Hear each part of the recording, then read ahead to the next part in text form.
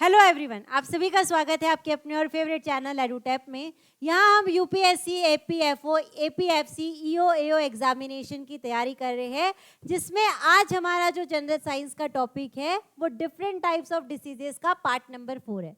इसके पहले हमने ऑलरेडी 3 पार्ट कर लिए, बेसिक से मीडियम लेवल, मीडियम से हार्ड लेवल और एडवांस लेवल। ठीक है, तो ये टोटल अगर आप 4 पार्ट देखते हैं तो डिसीजेस से कैसे भी क्वेश्चन आ जाए तो आपके कभी रॉन्ग नहीं होंगे। तो इस वीडियो को भी आपको लास्ट तक देखना है, और अगर आपने पहले के 3 पार्ट नहीं देखे हैं तो जरूर आप वो देख लीजिएगा। अब इसके बाद हम नेक्स्ट क्लास में नया टॉपिक स्टार्ट करेंगे। चलिए स्टार्ट करते हैं बिना देर किए हुए। पहला क्वेश्चन है कि पेलेग्रा जो होता है is caused by deficiency of which vitamin. Pellagra हमें समझ में आ गया कि ये एक क्या है, डेफिशिएंसी डिसीज है। और कौन से विटामिन की डेफिशिएंसी से होता है? B1, B3, C की D। तो हमने जब अगर पार्ट नंबर 1 आपने देखा होगा, पार्ट नंबर 2 आपने देखा होगा, पार्ट नंबर 3 आपने देखा होगा, थोड़े थोड़े विटामिन हमने वहां पर भी किए हैं, तो वो भी हम थोड़े से इस सेशन में रिवाइज भी करते हुए जाएंगे। तो अगर विटामिन B1 की बात करते हैं, B1 का केमिकल नेम क्या है? Thiamine. Chemical name most important है। मैंने हर क्लास में आपको हर विटामिन के केमिकल नेम बताए हैं। कई बार विटामिन B1 नहीं लिखकर वो क्या दे देते हैं? थायमिन दे देते हैं। तो हमें पता रहना चाहिए कि थायमिन किसका केमिकल नेम है? विटामिन B1 का।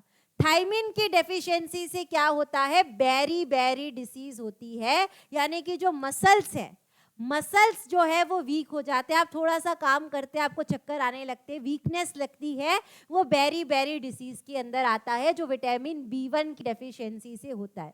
अगर विटामिन C की बात करते हैं, विटामिन C का केमिकल नेम क्या है? Ascorbic acid. विटामिन C का केमिकल नेम क्या है? Ascorbic acid. Ascorbic acid. ये विटामिन C किसमें पाया जाता है? सिट्रस फ्रूट्स, यानी कि खट्टे फल, नींबू हो गया, लेमन हो गया, ये ऑरेंज हो गया, ये सारी जगह विटामिन C पाया जाता है। विटामिन C की डेफिशिएंसी से कौन सी डिसीज होती है? स्कर्वी डिसीज होती है। स्कर्वी जो मुंह की प्रॉब्लम हमने पढ़ी थी, मसूड़ों से खून आना, ये सारा किसके कारण होता है? Vitamin C। जब पेंडेमिक होता है तो डॉक्टर्स हमें विटामिन C लेने को कहते हैं, क्योंकि विटामिन C हमारी इम्यूनिटी पावर बढ़ाता है, हमें डिसीजेस से लड़ने की इम्यूनिटी देता है। ठीक है, विटामिन D का केमिकल नेम क्या है? विटामिन D का केमिकल नेम क्या है? आपको याद रखना है, कैल्सीफेरॉल। क्या है केमिकल नेम? कैल्सीफेरॉल। और इसकी डेफिशिएंसी से 2 डिसीजेस होती है, लेकिन दोनों एक ही है। दोनों एक ही है। दोनों में क्या होता है? बोन्स वीक हो जाते हैं। दोनों में क्या होता है? बोन्स वीक होता है। लेकिन एक जो होता है बच्चों में होता है, चिल्ड्रन में होता है। एक जो होता है चिल्ड्रन में होता है, उसे क्या कहते हैं? रिकेट्स कहते हैं। जब बच्चों के बोन्स वीक होते हैं, जब हड्डियां कमजोर हो जाती है। और ऑस्टियोमलेशिया, ऑस्टियोमलेशिया का मतलब भी वही है कि आपके बोन्स वीक हो जाते हैं, ये एडल्ट में होता है। ठीक है, तो हम अपने आंसर में पहुंच चुके हैं कि पेलेग्रा जो होता है वो किसकी डेफिशिएंसी से होता है? Vitamin B3। और B3 का केमिकल नेम क्या है? नियासिन। अब इस पेलेग्रा के बारे में समझ लेते हैं कि पेलेग्रा आखिर कौन सी डिसीज है। तो पेलेग्रा को और क्या कहा जाता है? 4D सिंड्रोम कहा जाता है। आपने 3D 4D सुना होगा, ठीक है। तो 4D सिंड्रोम किसे कहा जाता है? पेलेग्रा को कहा जाता है। यानी कि आपको क्या हो गए हैं? 4D हो गए हैं। तो पहला D कौन सा रहता है? डर्मेटाइटिस। पहला D कौन सा रहता है? डर्मेटाइटिस, यानी कि आपको स्किन की प्रॉब्लम हो जाती है, स्किन में इचिंग होती है, स्किन पर रैशेज हो जाते हैं, वो होता है डर्मेटाइटिस। दूसरा होता है डिमेंशिया। डिमेंशिया का मतलब आप बहुत जल्दी सामान को रखकर भूल जाते हैं, आपकी मेमोरी लॉस होने लगती है, वो किसके अंदर आता है? डिमेंशिया के अंदर। तीसरा होता है डायरिया, यानी कि बार बार आपको लूज मोशन लगना, आपको कॉन्स्टिपेशन होना, ये डायरिया होता है। और चौथी होती है डेथ, यानी कि अगर ये तीनों डिसीजेस को जल्दी से ठीक नहीं किया गया, एट द एंड क्या हो जाती है? डेथ हो जाती है। जब ये चारों D होते हैं उसे क्या कहते हैं? 4D सिंड्रोम कहते हैं, यानी कि उसे पेलेग्रा डिसीज कहते हैं। और पेलेग्रा डिसीज किसकी डेफिशिएंसी से होता है? Vitamin B3। आगे बढ़ते क्वेश्चन नंबर सेकंड में आते हैं। आपको बताना है हीमोफीलिया किसका एग्जाम्पल है। अब ये हीमोफीलिया क्या है, ठीक है। हीमोफीलिया क्या होता है कि अगर आपको कहीं इंजरी हो गई, आपको कहीं लग गई, तो आपका जो ब्लड है वो रुकता नहीं है, बहता रहता है, आपका ब्लड फ्लो होते रहता है। आपको कहीं लग जाती है तो देखना वहां पर ब्लड क्लॉट हो जाता है। अगर आपको लगने के बाद, इंजरी होने के बाद ब्लड क्लॉट हो रहा है, इसका मतलब किसकी वजह से हो रहा है? विटामिन के आपके शरीर में अच्छा है, आपके शरीर में विटामिन के बहुत अच्छा है। लेकिन अगर विटामिन के की डेफिशिएंसी है, विटामिन के की कमी है, इसका मतलब वहां पर ब्लड क्लॉट नहीं होगा। आपको अगर थोड़ी सी भी लग जाएगी तो ब्लड फ्लो होने लगता है। तो वो किसकी वजह से होता, वो उसे क्या कहते हैं? हीमोफीलिया कहते हैं। ये हीमोफीलिया एक वायरल डिसीज है क्या? नहीं है। फंगल इन्फेक्शन है क्या? नहीं है। ये कैसा है? जेनेटिक डिसऑर्डर है। ये पेरेंट से किसके अंदर आता है? बच्चों में आता है। ये एक हेरिडिटरी डिसीज है, जेनेटिक डिसऑर्डर है, जो किसकी वजह से होता है? विटामिन के की डेफिशिएंसी से होता है। विटामिन के का केमिकल नेम क्या है? आपको याद रखना है, फाइलोक्यूनोन। फाइलोक्यूनोन, ठीक है। तो जो ब्लड क्लॉटिंग है, अगर आपको ब्लड क्लॉट नहीं हो रहा है, इसका मतलब आपको विटामिन के की डेफिशिएंसी है। आगे बढ़ते क्वेश्चन नंबर थर्ड में आते हैं। Which of the following disease is caused by virus. Virus से कौन सी डिसीज होती है? तो यहीं पर हमारा पार्ट 1, 2 और 3 काम में आने वाला है। टाइफाइड हमने देखा था कि बैक्टीरिया से होता है, सैल्मोनेला टाइफाई, ये बैक्टीरिया का नाम है, ये बैक्टीरिया का नाम है जिसकी वजह से टाइफाइड होता है। कॉलेरा की बात करते हैं, कॉलेरा किससे होता है? Vibrio cholerae. विब्रियो कॉलेरी ये भी एक बैक्टीरिया है जिसकी वजह से कॉलेरा डिसीज होती है। ट्यूबरक्लोसिस भी किससे होता है? बैक्टीरिया से होता है। लेकिन मीजल्स जो है, मीजल्स जो है वो किससे होता है? मीजल्स वायरस से होता है। आपको कफ हो जाता है, फीवर होता है, आपकी बॉडी में रैशेस आने लगते हैं, मीजल्स जो है वो किससे होता है? वायरस से होता है। तो ये जो माइक्रो ऑर्गेनिज्म से डिसीजेस होती है वो बहुत इंपॉर्टेंट है हमारे एग्जाम के लिए, ठीक है। तो बैक्टीरिया हमने बार बार पढ़ा है, मीजल्स आपको याद रखना है, एक वायरल डिसीज है। कौन से वायरस से होता है? मीजल्स वायरस से। आगे बढ़ते हैं, क्वेश्चन नंबर 4 में आते हैं। Which of the following disease is caused by bacteria? लेकिन अभी जो 3 हमने पढ़े, टाइफाइड, कॉलेरा और ट्यूबरक्लोसिस, तो यहाँ पर दिया ही नहीं है। तो क्या और कोई बैक्टीरिया से नहीं हो सकता? हो सकता है। अगर पोलियो की बात करते हैं, पोलियो किससे होता है? पोलियो वायरस से होता है।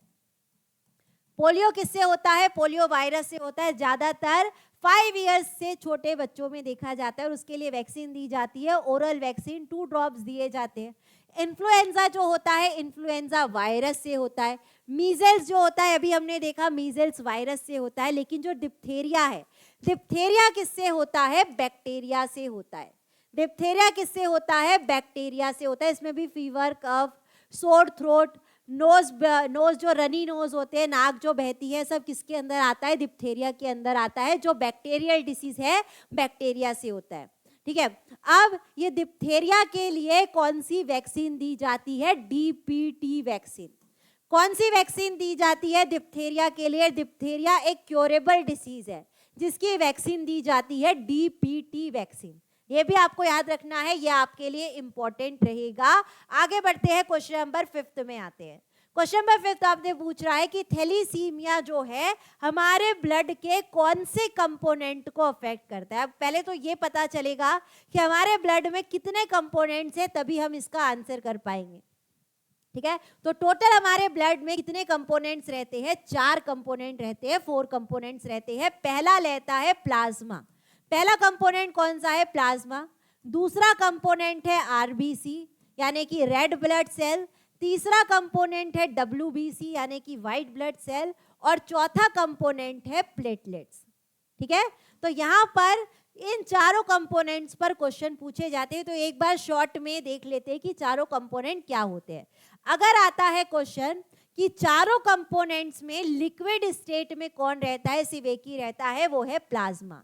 प्लाज्मा एक ऐसा कंपोनेंट है जो लिक्विड स्टेट में पाया जाता है, सबसे ज्यादा पाया जाता है, 55%। ये हमारे ब्लड में सबसे ज्यादा रहता है प्लाज्मा। कितना रहता है? 55% रहता है। और ये जो RBC, red blood cell, white blood cell और प्लेटलेट्स, ये तीनों जो रहते हैं सॉलिड स्टेट में पाए जाते हैं और ये 45% रहते हैं, ठीक है।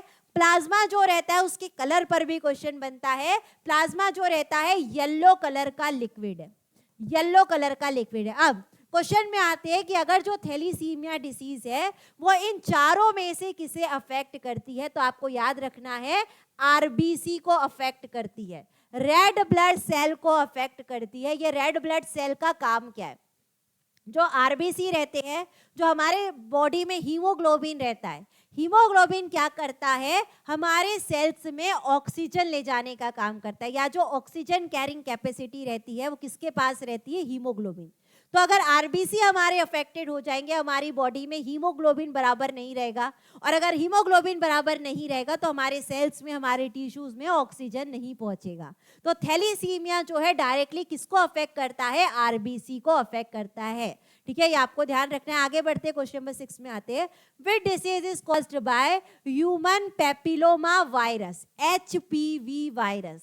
बहुत इंपॉर्टेंट है, एचपीवी वायरस से क्या होता है? तो एचपीवी वायरस से क्या होता है? सर्विकल कैंसर होता है, जो गर्ल्स में, वुमेन्स में देखा जाता है, ठीक है। क्लियर है? ये आपको ध्यान रखना है। सर्विकल कैंसर ज्यादातर महिलाओं में होता है, महिलाओं में ही होता है।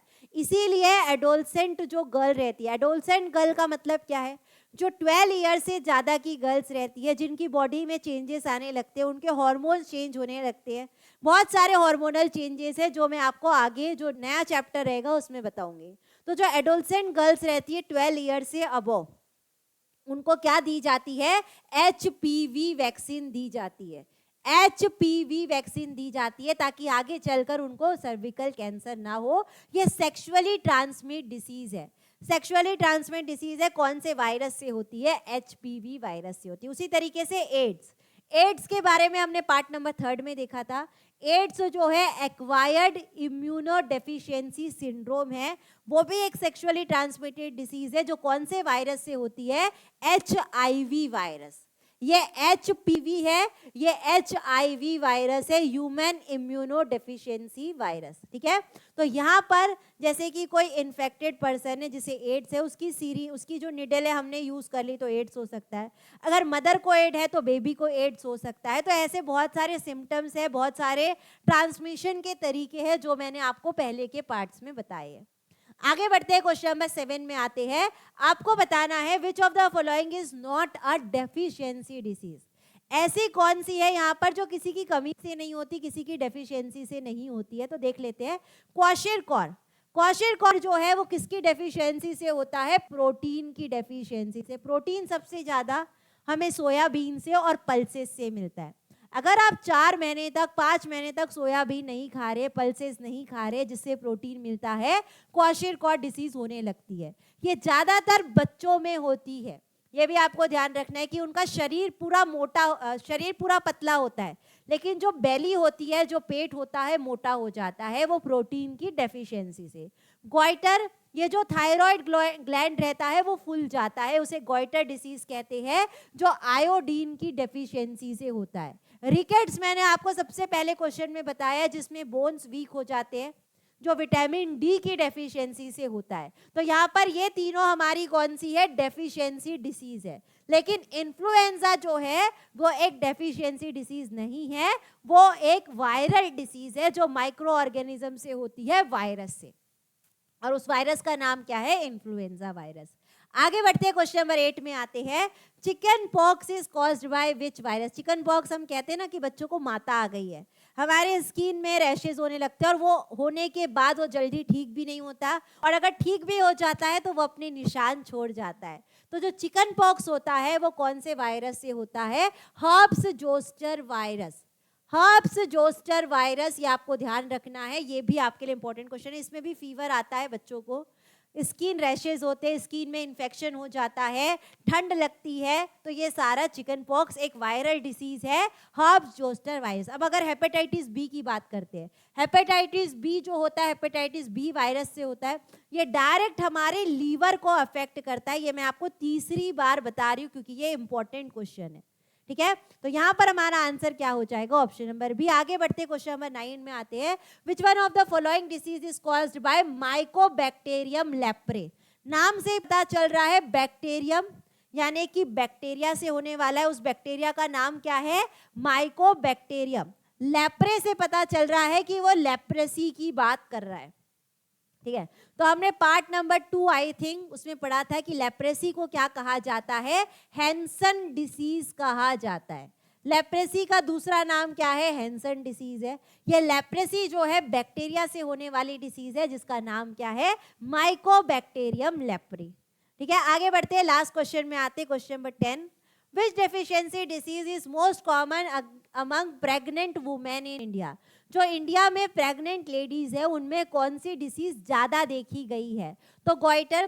क्या सारी जो प्रेग्नेंट लेडीज है उनका थायराइड ग्लैंड फूल जाता है कि नहीं, गॉइटर तो आयोडीन की कमी से होता है, ये वाला नहीं है। स्कर्वी, स्कर्वी यानी कि जो मसूड़ों का फूलना, मसूड़ों में खून आना, स्कर्वी यानी कि विटामिन सी की कमी से जो होता है, ये भी सारी प्रेग्नेंट लेडीज में नहीं देखा जाता, तो ये भी नहीं है। रिकेट्स तो हमें पता है कि बच्चों में होता है, तो ये भी आंसर नहीं है। अनीमिया, अनीमिया मतलब क्या है, अनीमिया मतलब क्या है कि आपकी बॉडी में विटामिन B9 नहीं है, B9 और B12 नहीं है, जिसकी वजह से अनीमिया डिसीज हो रही है, खून की कमी।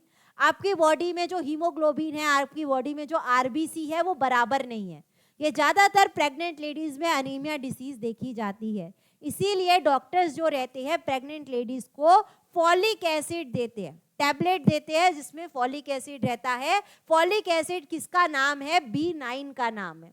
फॉलिक एसिड कौन से विटामिन का केमिकल नाम है, B9 का नाम है। तो जब भी प्रिस्क्रिप्शन लिखा जाता है प्रेग्नेंट लेडीज़ के लिए, फॉलिक एसिड जरूर दी जाती है, B9। ठीक है, तो यहाँ पर आंसर हमारा क्या हो जाएगा, अनीमिया। तो ये थे हमारे 10 क्वेश्चन। हमने इसे 4 पार्ट में कंप्लीट किया है, डिसीज वाला टॉपिक। आपको सारे पार्ट देखना है, हमने सारे डिसीजेस कवर किए हैं।